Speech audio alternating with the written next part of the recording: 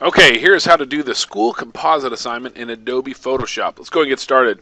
I've got Photoshop open. I'm going to go to File, Open.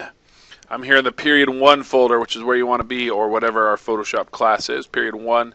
Find a folder called School Composite. I want you to right-click on that. Choose Copy. Make sure you choose Copy and not Cut.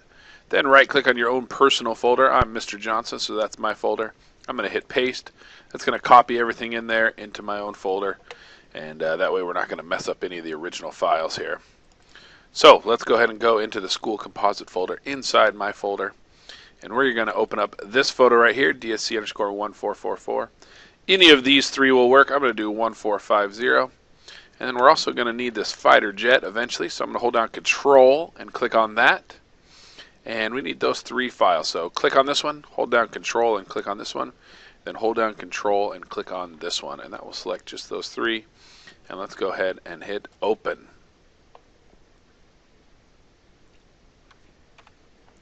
Alright, I got all three photos open, and I want to start with this photo of Louis. What we need to do is cut out the background for this photo, and so that we can put it into this other photo and make it look like he's coming over the top of the school as if he's going to attack it. So first thing first, let's duplicate our background layer by pressing Ctrl-J on the keyboard. And let's grab our quick selection tool, which is right over here. It's the fourth tool down. Keyboard shortcut is W. Okay, with my quick selection tool selected, I'm going to go ahead. I'm going to make it a little bit bigger by pressing the right bracket key. And I'm going to start clicking and dragging over Luis here. Remember, I don't need to hold down anything on my keyboard to add to my selection. Come down his arm here, but when I make a mistake like that and I accidentally touch some of the sky, I need to hold down Alt to subtract from the selection. So by holding down Alt, I can click and drag over this area and tell Photoshop, hey, I did not want that in my selection. I'm going to make my brush a little bit smaller and clean that up right there. Now I'm going to let go of Alt and I'm just going to keep on going here. I'm going to come down the arm. Did a pretty good job there. Come down the leg here. And I'm kind of just keeping an eye on my selection, and it looks like Photoshop's doing a good job. Although right here I got a little bit more than I wanted, so I'm going to hold down Alt, click and drag over that. And we don't have to get this perfect, but the closer we can get it, the better. And that's probably as close as I'm going to get right there. Let's keep going down the pant leg here. And right in here is going to be a little tricky. Hold down Alt and try to clean this up. Oh, that's pretty good right there. Yeah, I like that. So I'm going to just kind of go through again here one more time. Just kind of hold down the space bar to move around the image. I'm nice and zoomed in. Holding down the space bar allows me to kind of click and drag the image around. And I'm just checking my edges to see how I did. And it looks like I got a pretty good selection, so I'm pretty happy with that. I'm going to go ahead now and I'm going to hit this Refine Edge button here at the top of the screen. This box will come up. I like to just go in and put 0 in all these boxes before I do anything. And then this is going to end up on a fairly light colored background. So I want to have my background that Photoshop is showing me be the white background, because that's going to be the closest match to what I'm actually going to be putting them on. So I'm going to put that right there, and then I'm just going to bring my radius up really high. And realize, whoa, that obviously is not good. So I'm going to start bringing it back until things end up looking a little bit more normal. Keeping an eye right here on his arm and around his hair. Trying to get a good selection here on the radius. That looks about right, but what happens with radius is it kind of softens up the edges a little bit. Contrast, by bringing this up, will kind of bring some of the contrast in the edges back. Don't bring it too high though, so I'm going to start easing off on the contrast until things are looking good. That looks pretty good right there. And then these ones down here, sometimes they're helpful. On a photograph of a person, they're not always super helpful. But let's try take smooth all the way up to the top here. And what it does, it kind of smooths out the edges. But people, and especially clothes, don't always have super smooth edges. So a lower number, I think, is going to be better for us. Feather will soften the edges. Whoa! I don't mind softening them a little bit, but that's a little extreme. So maybe right about there looks good. And then contract and expand will make the selection a little bit bigger or a little bit smaller. But I don't think we need to because we got a pretty good selection here. Pretty happy with what I got, so I'm going to go and press OK. I can see, look, I just noticed, here's a spot where I messed up, but that's okay. That is going to be easy to fix. I'm going to press OK.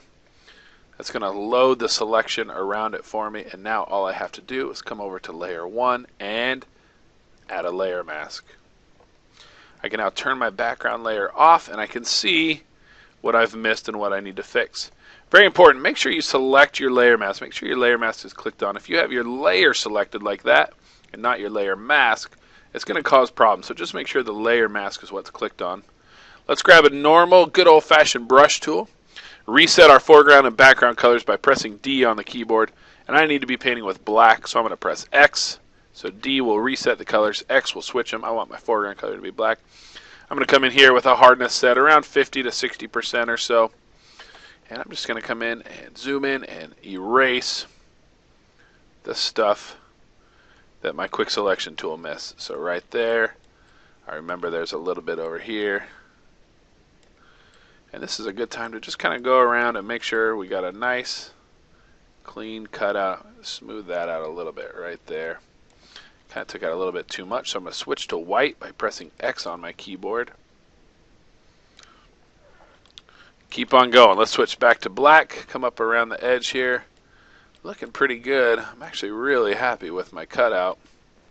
It's a little spot in between his thumb and his finger here. Now I'm just being nitpicky. But I'm going to come in and just erase that right there using a black brush. And I feel like I got a pretty good selection here. So I'll take it. So let's grab our move tool. The top tool on toolbar, keyboard shortcut of V, and I'm going to click right here on his face and drag him over to the picture of the school and drop him in there. Now you can tell we kind of have a problem here in that he's doesn't really fit. He's kind of sideways. So let's do a little Control T, and I'm going to move my cursor outside of the box. You can see how when I do that, it turns into that little doubly arrow thing. I'm just going to rotate it about like that. And I think I'm going to need to make him a little bit smaller. So I'm going to hold down Shift and drag from the corner to make him a little bit smaller. But I want to make it look like he's just coming over the top of the school, ready to stomp down and wreak a little more havoc here. So maybe I'm going to put him right about there. Now, what we don't want to do is click back on this layer mask and just erase his leg like this. The reason why is because if later on we end up deciding to move him, I've now got to switch to white and bring his leg back, and then I accidentally bring back more, and that's just too much work. I don't like doing things that way. What I prefer to do is once I have him more or less where I think I want him to be, is I like to go back and duplicate the background layer, whatever layer is behind Luis, and that's this one in this example. So I'm going to click on that and press Control J on my keyboard. And now I want this layer to be on top of layer 1.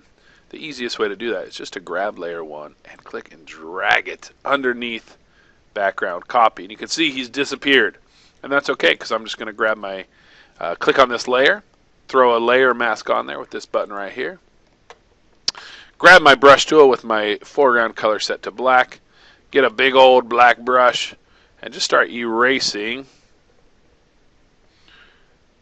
all of the sky in my background copy layer. And as I get closer to the school, I'm going to need to use a smaller brush, obviously. And as I get right up against the school, I'm going to use an even smaller brush, and I'm going to use an old Photoshop trick for painting straight lines. I'm going to click way over here. Then I'm going to come over here. I'm going to hold down Shift. I'm going to click right there, and you can see how that made a perfectly straight line for me. I missed a little bit, so let me try that one more time. Click, and then hold down Shift and click.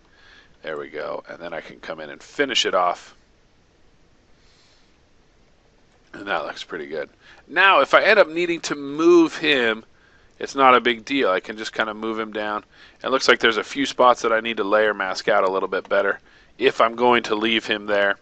And that's fine. I'll just click back on my sky layer mask, grab my black brush, and come in and just clean this up. I'm going to have to be a little more precise around here. And that's okay because we know that straight lines are easy now because I can just go click, shift, click. And these aren't straight lines, but they're a pretty repetitive pattern, so it should be pretty easy to cut out around those.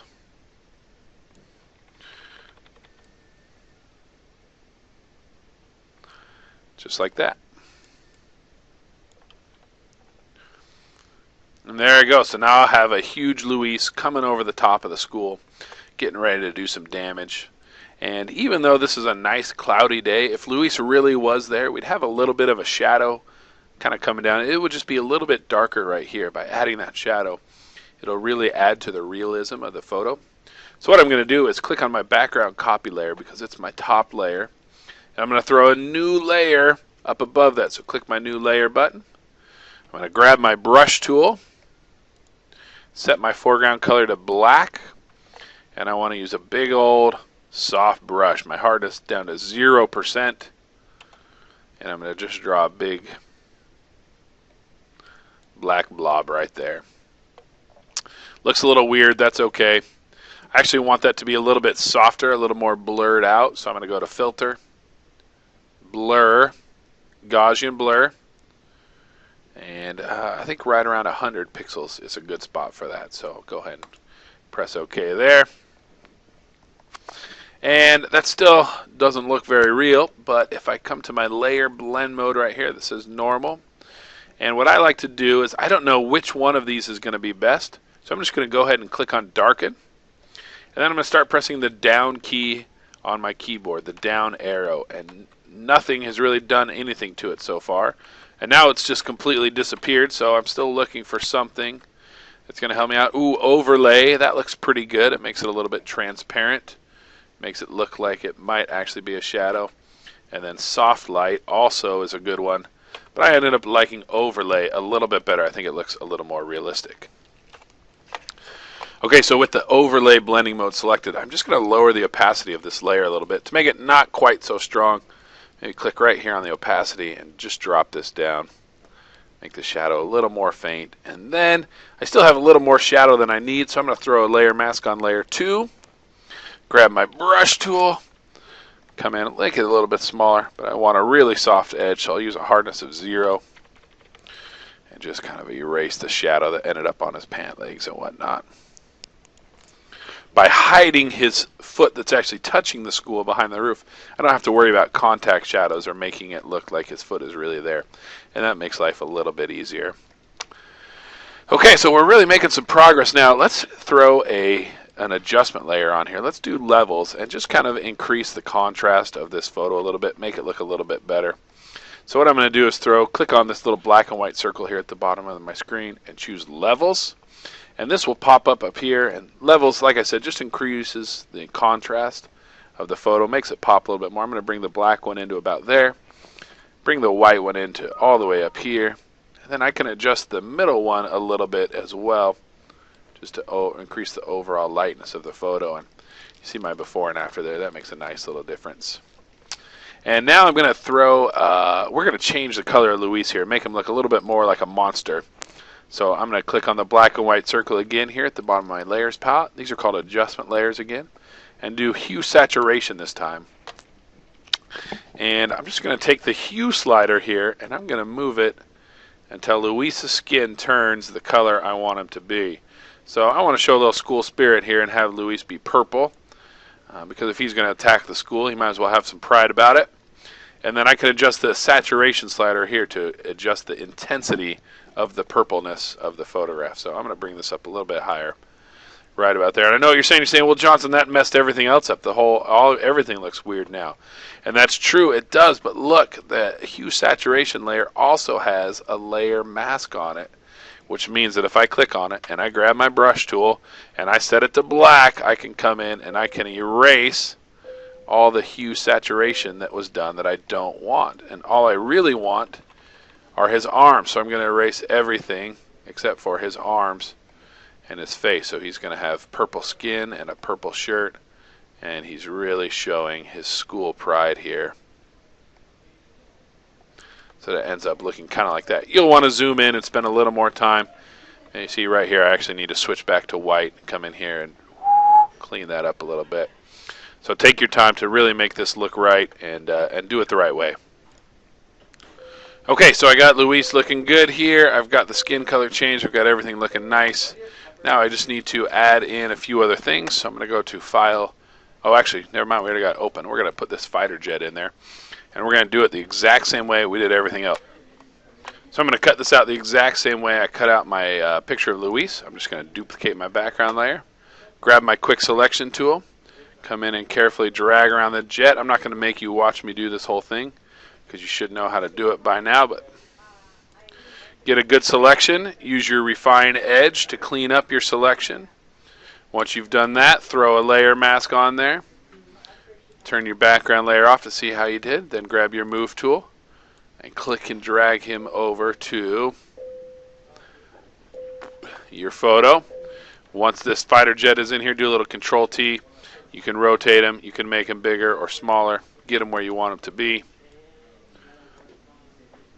And there we go. We got that in place. And the very last thing I want you to do is I want you to grab your text tool. And I want you to select the font Impact, which is a nice, big, bold, powerful font, which works for this photograph.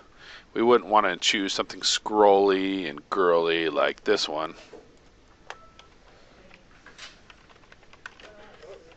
Whoa, that's way too big. Let's make this size much smaller. Maybe like 150. So this would not be a good choice for a font for this, because this is a very girly font, and this is a picture of a monster attacking a school. So let's choose Impact instead.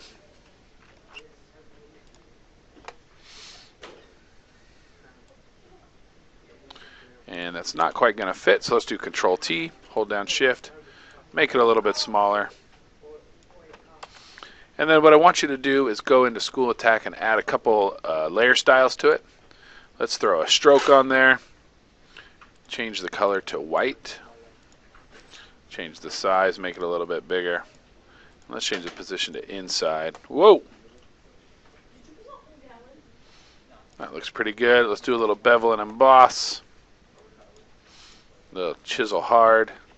And just kind of play around with these. You don't have to do exactly what I'm doing, but feel free to make it a little bit different. And let's throw a gradient overlay on there. And maybe do, I don't know, something like that. You can choose which one you want to do.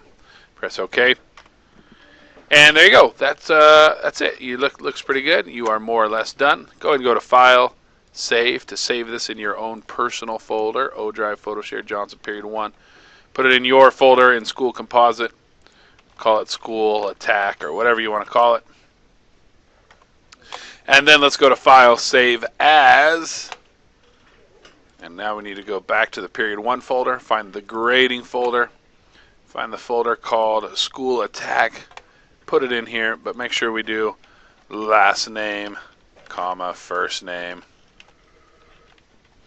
And let's make sure we change the format from a PSD to a JPEG. And then go ahead and just press Save. When this box pops up, press OK. And you are done. Good job.